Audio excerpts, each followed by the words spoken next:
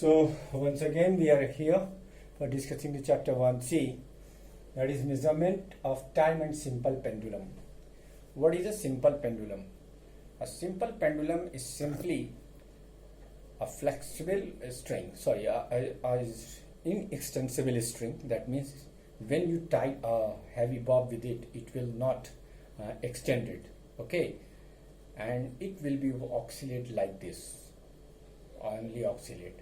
So this is known as simple pendulum. So what is simple pendulum? It is a heavy point mass known as a bob suspended from a rigid support by a massless and inextensible string. Right? That's what I delivered you with my speech. Okay. Now this is a simple diagram for this. In this diagram, we will learn the terms related to the simple pendulum. Beta, this is the simple bob, heavy bob. Sorry, this is the heavy bob. This is the mass. Okay, and this is the string. When you displace little by from here, this position, when you जब आप इसको टांग दोगे तो यहाँ पर जो mean position है वो जीरो पोजीशन है, ठीक है, x is equal to zero, यानी अभी इसमें फिलहाल कोई डिस्प्लेसमेंट नहीं है. Now you apply a little bit force, not too much की ऐसे ऐसे करने लग गए, तब वो सिंपल पेंडुलम नहीं रह जाएगा, ना वो सिंपल पेंडुलम की मोशन कर पाएगा. वो एक सर्कुलर मोशन है, वो अभी आपके लेवल से बाहर है. राइट. तो फिलहाल हम ये देख रहे हैं कि हमने सिंपल पेंडुलम को पुश किया इस डायरेक्शन में. तो पहले वो यहाँ गया, ठीक है, तो ये यहाँ के बाद देखो, यहाँ के बाद यहाँ से ये वापस पलट रहा है, तो इसलिए ये इसकी एक्सट्रीम पोजीशन कहला रही है. ठीक है. फिर उसके बाद ये वापस गया ऐसे, यहाँ अपनी मेन पोजीशन पर फिर पहुंचा, फिर यहाँ से ऐसे इसने अपनी एक्सट्रीम पोजीशन ली राइट साइड की, एक बार लेफ्ट साइड में, एक बार राइट साइड में, और इस तरीके से वापस यहाँ है. तो बेटा देखो ये टाइम, यहाँ से यहाँ तक के जाने का टाइम, यहाँ से यहाँ तक के जाने का टाइम, फिर यहाँ से यहाँ तक के जाने का टाइम, और फिर यहाँ से यहाँ तक के जाने का टाइम. जब आप इन चारों टाइम को जोड़ दोगे तो आपको मिलेगा वन टाइम पीरियड, यानी वो टाइम इंटरवल जिसके अंदर मीन पोजीशन से बॉब जो है एक बार लेफ्ट की एक्सट्रीम और एक बार राइट की एक्सट्रीम को क्रॉस करके वापस आ जाए अपनी जगह पर, तो वो टाइम पीरियड कहलाता है. और एक सेकंड में जितनी बार ये काम हो जाए, इधर उधर वाला ऐसे ऐसे ऑक्सीलेट कर जाए, उसे हम फ्रीक्वेंसी कहते हैं. तो what is the period of oscillation? Time to complete one period of oscillation और time period, it is known as period of oscillation also. तो right here, mention here time period और period of oscillation. The time taken to complete one oscillation. One oscillation कहाँ से शुरू होगा बेटा? यहाँ से स्टार्ट होगा, यहाँ तक जाने में लगा टाइम, फिर यहाँ से वापस आने में लगा टाइम, फिर यहाँ से यहाँ तक जाने में लगा टाइम, फिर यहाँ से यहाँ तक वापस आने में लगा time.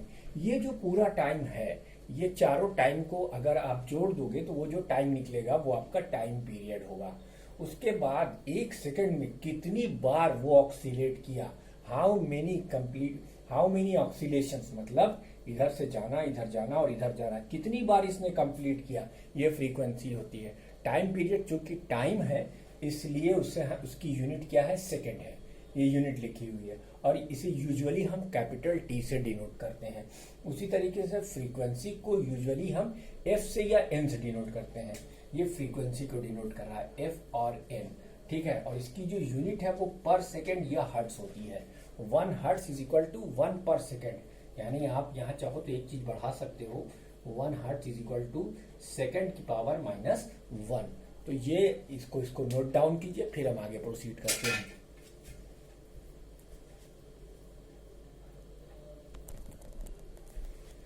Let relationship between the time period and the frequency. Let T is the time period. T is the time period. And what is time period? Time taken to complete one oscillation. Time taken to complete one oscillation. Okay.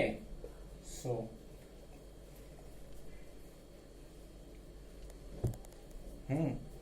तो time taken to complete one oscillation as in time T, number of oscillation is number of oscillation number of oscillation is 1 ना। तो unitary method लगा दीजिए। In time 1 second, तो in time 1 second.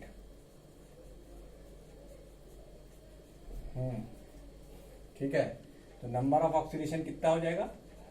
Number of oscillation, number of oscillation, number of oscillation कितना हो जाएगा बच्चों? 1 by time period. And you know that what is the number of oscillation? That is frequency. So number of oscillation is equal to frequency. ये relation आपको याद रखना है कि f की वैल्यू 1/t होता है। ठीक है, f is equal to 1/t। उसके बाद अगला टर्म है amplitude. Amplitude, the maximum displacement, the maximum displacement, the maximum displacement on the either side of, on the either side, either side of the extreme mean position, mean position, ठीक, is known as amplitude, is known as amplitude, उसे हम amplitude कहते हैं। तो इसका मतलब देखो, जैसे हमने ये फिगर बनाया, इस फिगर के अंदर बॉब कि ये मीन पोजीशन है और बॉब मैक्सिमम यहां तक जाता है। तो ये जो डिस्टेंस है, चलो इसे x मान लेते हैं। ये डिस्टेंस क्या है बेटा? एम्पलीट्यूड है। ये क्या है? एम्पलीट्यूड है। मैंने फिगर को पूरा नहीं बनाया इसीलिए क्योंकि ये एक्सट्रीम पोजीशन है और यहाँ से यहाँ तक की जो डिस्टेंस है इसे हम क्या कहेंगे? एम्पलीट्यूड कहेंगे। तो what is amplitude? Amplitude is the maximum displacement on the either side. इसे भी नोट कीजिए और ये फार्मूला याद कीजिए न्यूमेरिकल के लिए।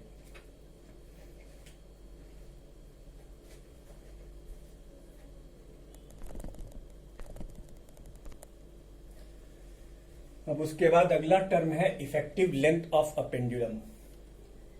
हमने पेंडुलम को सस्पेंड किया हुआ है, अभी x बराबर 0 यानी मीन पोजीशन पर है। इस टाइम पर जब ये ना हिल रहा हो यानी ऑक्सीलेट ना कर रहा हो, तो बॉब चूंकि हैवी बॉब है, तो बॉब का एक सेंटर ऑफ ग्रेविटी, जैसे मान लो एक छोटा सा स्फीयर लिया है, तो इस स्फीयर का सेंटर ऑफ ग्रेविटी उसके ज्योमेट्रिकल सेंटर पे लाई करता है।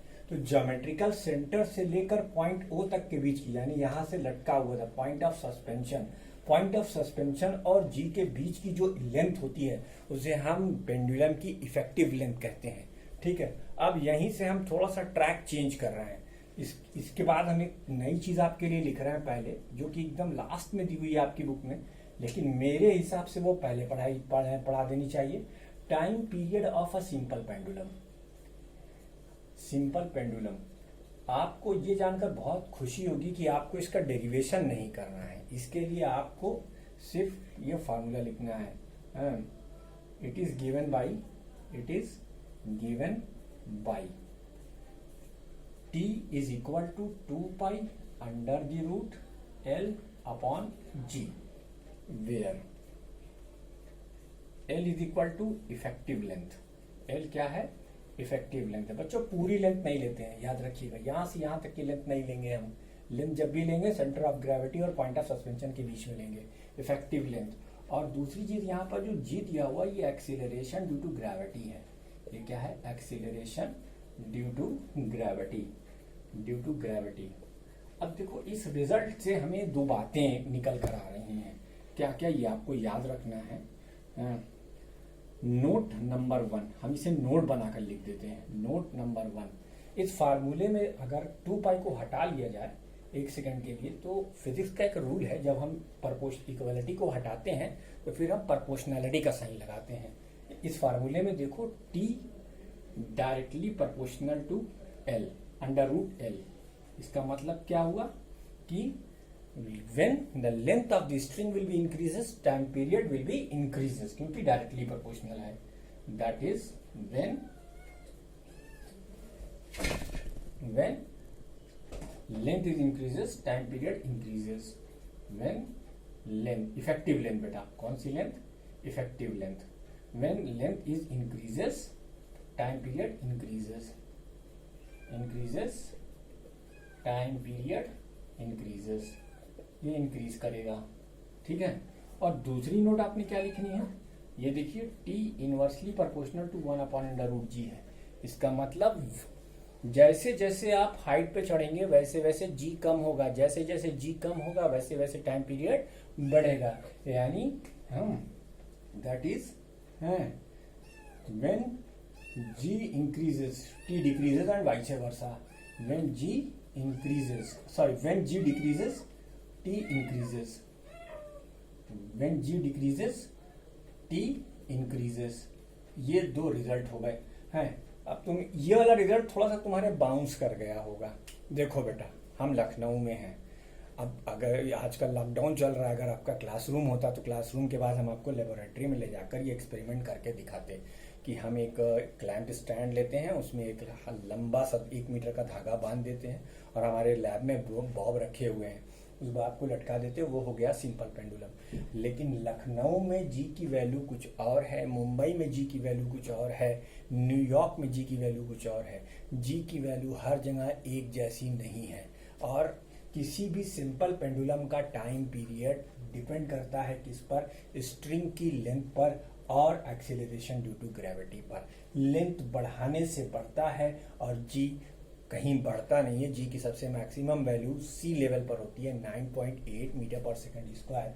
उसके बाद आप चाहे समुद्र से ऊपर उठो और चाहे समुद्र के नीचे, यानी गड्ढा खोद कर नीचे घुसते चले और जी घटेगा, जी घटेगा, टाइम पीरियड बढ़ेगा। जैसे मान लीजिए कि आप एक एक्सपेरिमेंट कर रहे हैं, आपने 20 ऑक्सीलेशन सिंपल पेंडुलम का 25 सेकंड के अंदर कैलकुलेट किया।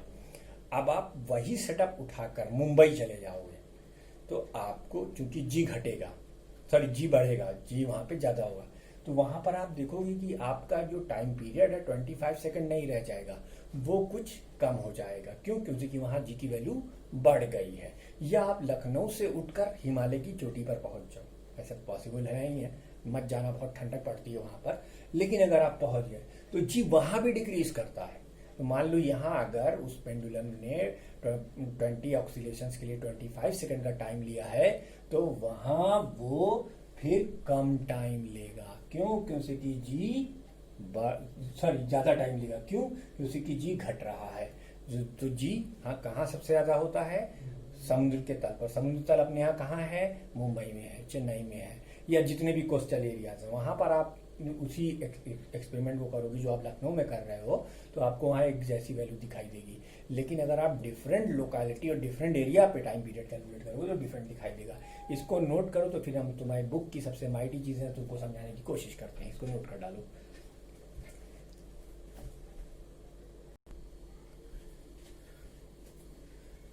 तो इसको नोट करने के बाद अभी 2 नोट और हम लोग लिखेंगे। 2 नोट हम लोग और लिखेंगे। एक तो ये कि आपने एक फार्मूला देखा, T = 2π√L/g। कहीं पेंडुलम का बॉब का मास आया? नहीं आया। तो आपको नोट नंबर 3 लिखना है, time T is independent of mass of the Bob. T independent होता है। नंबर 4 आपको लिखना है, T is independent of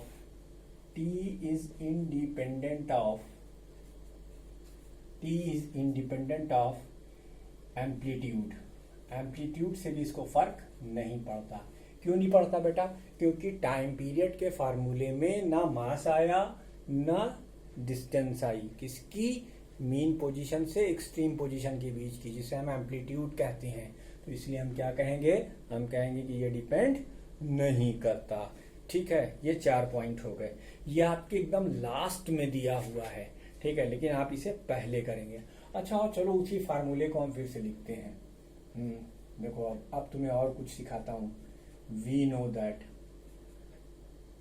T is equal to 2π√L/g।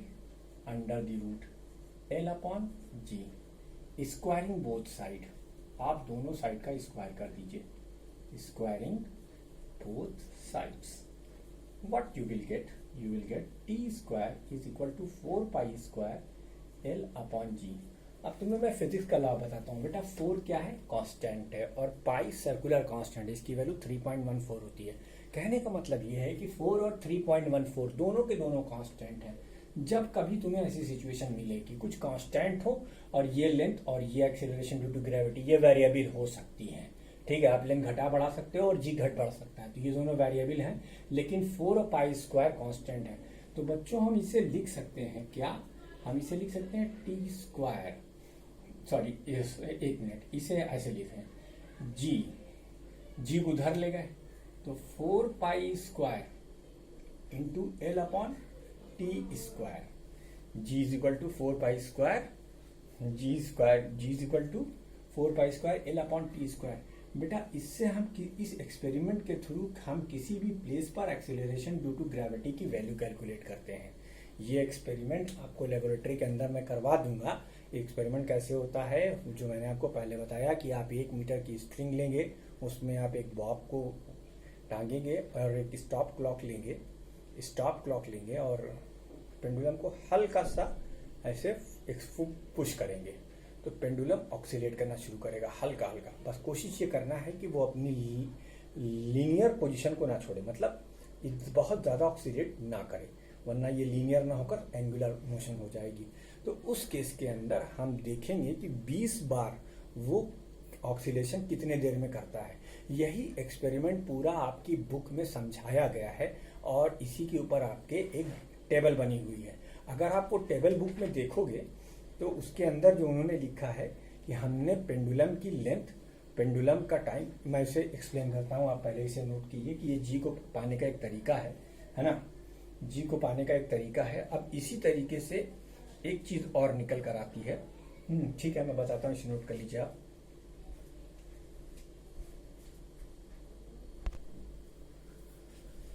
आपके व्हाइट बोर्ड पर एक टेबल बनी हुई है, पहले इस टेबल को बनाने का तरीका सीख लो। हमने एक बॉब लिया, एक स्ट्रिंग लिया, एक धागा लिया, धागे की लेंथ हमने सबसे पहले 25 रखा, ठीक है, उससे बॉब को सस्पेंड कर दिया और इसे इधर उधर हिलाया डुलाया। कितनी बार? 20 बार। स्टॉप क्लॉक में हम 20 ऑक्सीलेशन का टाइम नोट किए, कितना आया हमारा एक्सपेरिमेंट में? 20 आया, सॉरी, ठीक है। तो टाइम पीरियड का फार्मूला क्या होता है? Number of oscillation in 1 second. तो ये 1/20 का आंसर क्या आएगा? 1 आएगा। क्यों? क्योंकि 20/20 हो जाएगा। भाई 20 ऑक्सीलेशन में कितना टाइम लगा है? 20 सेकेंड। तो 20/20 कर देंगे तो टाइम पीरियड आ जाएगा, ठीक है, 25। उसके बाद हमने स्ट्रिंग की लेंथ 36 सेंटीमीटर की है, क्या? 36 सेंटीमीटर। तो टाइम पीरियड 20 एक्सीलेशन का जो टाइम है वो 24 हो गया, ठीक। फिर हमने 24/2 20 करा तो अब हमें 1.2 मिला। अब यहाँ पर 49 करा तो टाइम 20 एक्सीलेशन का कितना हो गया? 28 सेकेंड हो गया। तो एक टाइम पीरियड क्या हो जाएगा? 28 डिवाइडेड बाई 20, तो ये 1.4 हो गया। इसी जब हमने स्ट्रिंग की लेंथ बढ़ाकर 64 सेंटीमीटर की तो ये 1.6 आ गया, 32 से 1.6, ठीक। उसके बाद जब स्ट्रिंग की लेंथ हमने 81 करी तो इसका टाइम पीरियड कितना आ गया? 1.8 सेकेंड। फिर जब हमने 100 करी तो इसका टाइम पीरियड कितना आ गया? 2 सेकेंड, ठीक है। अब एक चीज देखो, ये जो हमारा L है ये 25 है और टी स्क्वायर, टी जो हमने यहाँ कैलकुलेट किया है, तो 1 का स्क्वायर 25, तो 1 का स्क्वायर 1 ही है, 25 डिवाइडेड बाई 1 तो कितना हो गया? 25 हो गया। उसी तरीके से ये जो 1.2 है, अगर आप 36 डिवाइडेड बाई 1.2 का स्क्वायर करोगे तो सॉल्व कर आपको 25 ही आएगा। मैं आपको एक दिखा देता हूँ। 36 आपने यहाँ लिखा 1.2 इंटू 1.2। तो बच्चों देखो, यहाँ से 2 डिसमल हटाएंगे हम तो यहाँ 10 इंटू 10 लिखना पड़ेगा। अब ये हो गया 12×3 36 और ये क्या हो गया? 3×4 12, 4×4 = 100। ऐसे ही अगर इसे कैलकुलेट करोगे तो फिर भी तुम्हें 25 ही दिखाई देगा। ये L/T² सब में सेम है, ये L/T² सब में सेम है। इस एक्सपेरिमेंट के थ्रू आपका राइटर आपको क्या समझाना चाह रहा है? वो ये समझाना चाह रहा है कि ये L/T² जब हम एक फिजिकल क्वांटिटी में किसी दूसरी फिजिकल क्वांटिटी को डिवाइड कर देते हैं तो उसका नाम हम स्लोप रख देते हैं।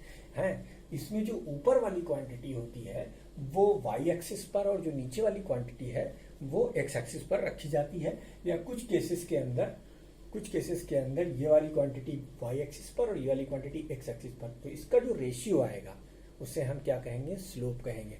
अगर आपने ट्राइगोनोमेट्री पढ़ ली हो 9th में, या sine theta tan theta cos theta आता हो तो भी आप समझ सकते हैं, और अगर नहीं आता है तो हम यहाँ पर इसी चीज को प्रेडिक्ट करते हैं ग्राफ से। बच्चों देखो, जब लेंथ थी 25 तो टाइम पीरियड था 1, ठीक है, टाइम पीरियड था 1। अब हमने लेंथ को 4 गुना बढ़ाया, लेंथ को हमने कितना बढ़ाया, 4 गुना, तो टाइम पीरियड कितना गुना बढ़ा, 2 गुना। क्यों ऐसा हुआ, क्यों, क्योंकि ऊपर मैं आपको बता चुका हूं 2t directly proportional to √L। अब देखो, इसको अगर हम ऐसे लिखें T1/T2 is equal to L1/L2। अब T1 की जगह पर आप क्या लिख दो, T1 की जगह पर आप 1 लिख दो, T2 मान लो तुम्हें कैलकुलेट करना है। L1 की वैल्यू कितनी है बेटा, 25 सेंटीमीटर है, और L2 की वैल्यू कितनी है बेटा, 100 सेंटीमीटर है, sorry √L1L2, I am sorry, है ना। तो इसे जब तुम सॉल्व करोगे, ये 1 सेकेंड है, तो T2 की वैल्यू यहाँ क्या आ जाएगी, T2 की वैल्यू यहाँ 2 सेकेंड आ जाएगी। तो इस एक्सपेरिमेंट से ये भी साबित इस टेबल से ये भी साबित होता है कि जब हम लेंथ को 4 गुना बढ़ाते हैं तो टाइम पीरियड 2 ही गुना बढ़ता है, यानी कि जब लेंथ को हम 16 गुना बढ़ाएंगे तो टाइम पीरियड हमारा 4 गुने से ही बढ़ पाएगा। क्यों, क्योंकि time period directly proportional to √L। अगर डायरेक्टली प्रोपोर्शनल टू L होता तब, अगर हम लेंथ को 2 गुना करते तो टाइम पीरियड 2 गुना हो जाता, लेंथ को हम 4 गुना करते तो टाइम पीरियड हमारा 4 गुना हो जाता, ठीक है। इसी चीज को अगर हम ग्राफ पर प्रेडिक्ट करें, मतलब t² की वैल्यू, इसका स्क्वायर, है ना, इसको हम अगर वाई एक्सिस पे रखें, और t² को अगर हम वाई एक्सिस पे रखें और L को हम एक्स एक्सिस पे रखें, तो इस एक्सपेरिमेंट के नतीजे ये बताते हैं कि ये ग्राफ एक स्ट्रेट लाइन आएगी, आपको बस ये ग्राफ पता रहना चाहिए कि अगर हम t² और L के बीच में ग्राफ खींचें तो वो ग्राफ एक स्ट्रेट लाइन आएगी। वैसे आपकी बुक को अगर मैं एक्सप्लेन करना चाहूँ तो कर सकते हैं ऐसे कि ये 2 पॉइंट हैं हमारे, है ना, इसके कोऑर्डिनेट, आई होप कि आपने मैथमेटिक्स में कोऑर्डिनेट वगैरह जाने होंगे, ठीक है। तो इसके कोऑर्डिनेट हम मान ले रहे हैं इसका कोऑर्डिनेट हम मान ले रहे हैं L2, T2 का स्क्वायर, और ये हो गया इसका कोऑर्डिनेट L1, T1 का स्क्वायर, ठीक है बेटा। तो अब जरा ये देखो, स्लोप और कुछ नहीं होती, this length divided by this length होती है। तो ये लेंथ क्या हो जाएगी बेटा, ये लेंथ हो जाएगी आपकी T2² माइनस T1², और ये लेंथ आपकी क्या हो जाएगी, L2 माइनस L1, ठीक है। तो अब स्लोप क्या हो जाएगी,